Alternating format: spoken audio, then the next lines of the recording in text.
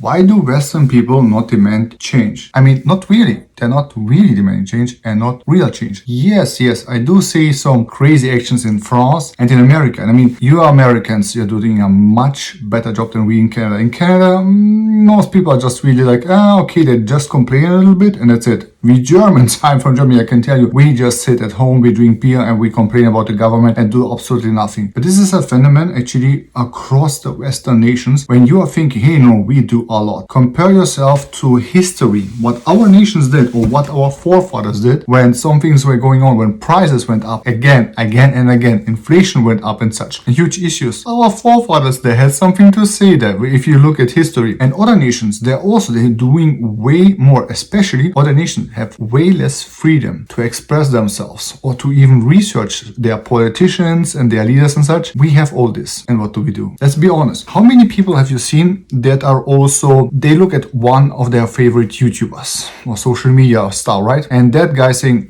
this politician's, terrible to this old politician who has been in politics since 50 years or so. You have to vote for them. And what do? They vote for him. Do they check that old guy? No disrespect against older folks. They have a lot of knowledge and wisdom and everything. I truly believe that, right? But not so with politicians. They have rather the skills to say the same things, but just change it up or change every few years what they are saying. But they are getting re-elected or they're staying in government. And I'm like, how? This is part of the change. We don't really demand. Like I see the same old people, the same kind of like evil people even in the government. They just stay there and they're being re-elected. And sometimes not re-elected, but getting a different positions. And people are allowing this. And they are in the same party. And people are like first complaining about this politician. And then he gets like reassigned somewhere else. People are like, okay, that's good enough. Like what? Research. How many people actually even Google? You can literally just Google someone and find out if they're actually good or not. But they don't do it, right? And go and even complain. How many people are writing to their congresswoman or congressman?